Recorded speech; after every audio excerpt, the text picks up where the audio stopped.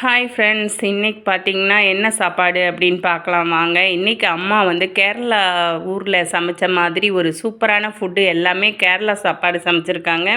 இது வேறு லெவலில் இருக்குது. என்னென்ன எப்படி செஞ்சாங்க அப்படின்னு முதல்ல பார்த்துடலாம். ஃபஸ்ட்டு பார்த்திங்கன்னா கொஸ்து, தக்காளி பூண்டு கொஸ்து பார்த்திங்கன்னா அருமையாக பார்த்திங்கன்னா தக்காளி, மிளகாத்தூள், மல்லித்தூள், பட்டை எல்லாம் சேர்த்து அப்படியே போட்டு ஒரு வதக்கி அருமையாக தக்காளி தொக்கு வந்து பார்த்திங்கன்னா நம்ம ஊரில் தக்காளி தொக்குமோ அவங்க வந்து கொஸ்து அப்படின்னு சொல்லுவாங்க, தக்காளி பூண்டு கொஸ்து அப்படின்னு சொல்லுவாங்க. அதை ரெடி பண்ணி அப்புறம் ஒரு கிண்ணத்தில் போட்டு ரெடி பண்ணி வச்சிட்டாங்க. நெக்ஸ்ட்டு பார்த்திங்கன்னா சூப்பர் மாஸ், முட்டை மாஸ் தான். இதுக்கு பார்த்திங்கன்னா நிறைய பச்சை மிளகா, அதாவது கீரி நல்லா அந்த விதையெல்லாம் எடுத்துட்டு அதோட வெங்காயம் வந்து கொஞ்சம் நிறைய கருவேப்பிலை, கொத்தமல்லி எல்லாம் போட்டு நல்லா வதக்கிட்டு அதுக்கப்புறம் முட்டையை வந்து அதில் உடச்சி ஊற்றிடுவாங்க. நம்ம வந்து ஒரு 4 முட்டை ஊற்றிருக்காங்க, போட்டு நல்லா வந்து கிண்டி விட்டு இந்த வெங்காயம் எல்லாமே வதங்கணும். அந்த பச்சை மிளகாயும் வதங்கி அப்படியே அந்த டேஸ்ட்டு பார்த்திங்கன்னா மாசு, அதை பொடி மாஸ் சொல்லுவாங்க, அந்த மாதிரி மாசாக இருக்கும் இந்த வந்து முட்டை. அதுக்கப்புறம் பார்த்திங்கன்னா அருமையாக எடுத்து இன்னொரு பாட்டில் அதை சர்வ் பண்ணி வச்சுட்டாங்க. நெக்ஸ்ட்டு வந்து இப்போ நம்ம என்னென்ன சாப்பிட போகிறோம் அப்படின்னு பார்க்கலாம். இப்போ நான் கொஞ்சம் சாதம் போட்டுட்டேன். சாதத்தை முதல்ல எடுத்து வச்சாச்சு. அதுக்கப்புறம் என்னென்ன வெரைட்டிஸ் இருக்குது அப்படிங்கிறத பார்க்கலாம். இப்போ வந்து சாதத்துக்கு கொஞ்சமாக நான் வந்து சாப்பாடு என்ன குழம்பு ஊற்றலாம் அப்படின்னா, மிளகு கூட்டன் வச்சுருந்தாங்க. அந்த மிளகு கூட்டன் கொஞ்சம் எடுத்து பொறுமையாக அப்படியே நான் வந்து சாதத்தில் போட்டுக்கிறேன். அடுத்தது இப்போ வந்து பார்த்திங்கன்னா தக்காளி அந்த இது செஞ்சாங்க இல்லையா, தக்காளி அந்த தொக்கு, அது வந்து கொஞ்சம் நான் எடுத்து வச்சுக்கிட்டேன்.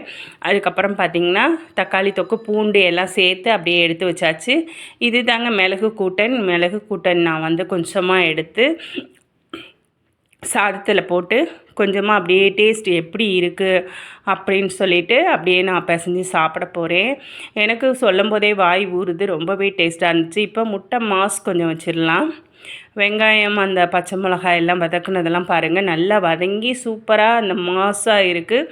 பொடி மாசு இல்லை முட்டை மாசு எப்படி வேணாலும் நம்ம சொல்லலாம். சூப்பராக இருந்துச்சு. அதுவும் நான் கொஞ்சம் எடுத்து வச்சுட்டேன். அப்புறம் பார்த்திங்கன்னா அம்மா வந்து எல்லா காய்கறியும் போட்டு ஒரு அவியல் பண்ணியிருந்தாங்க. அதை நான் வந்து மறந்துட்டேன். அதை எடுத்து வைக்கிறதுக்குள்ளே பார்த்திங்கன்னா சரி சாப்பாடு ரொம்ப நல்லாயிருக்கு, இதை முதல்ல சாப்பிட்டுட்டு அப்புறம் எடுத்து வச்சுக்கலாம் அப்படின்னு சொல்லிட்டு டேஸ்ட் எப்படி இருக்குது அப்படின்னு பார்த்தா மிளகு கூட்டன் ரொம்ப டேஸ்ட்டாக இருந்துச்சுங்க.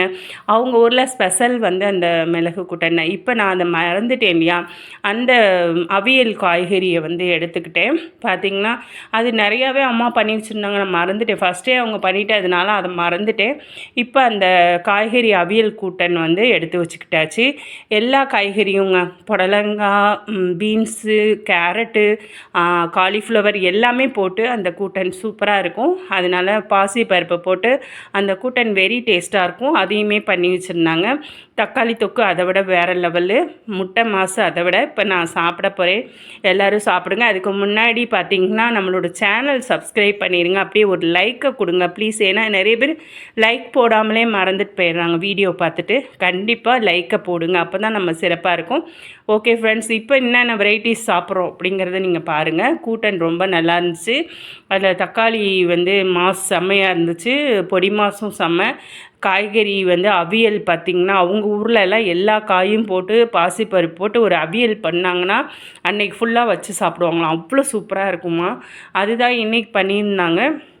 நானுமே செம்மையாக சாப்பிட்டுட்டு, அம்மா சூப்பராக இருக்குமா, நீங்கள் செஞ்சதுக்கு ரொம்ப ரொம்ப நன்றி அப்படி சொல்லி அம்மாவுக்கு வந்து நன்றி சொன்னேன். ஏன்னா அவ்வளோ சூப்பராக சாப்பிட்றது வந்து அருமையாக இருந்துச்சு. அந்த அருமையான சாப்பாடை அம்மாவுக்கு தானே சொல்லணும் இல்லையா, அவங்க தான் கஷ்டப்பட்டு எல்லாமே சமையல் பண்ணாங்க. நான் பக்கத்தில் இருந்து கொஞ்சம் கொஞ்சம் வந்து ஹெல்ப் பண்ணேன்.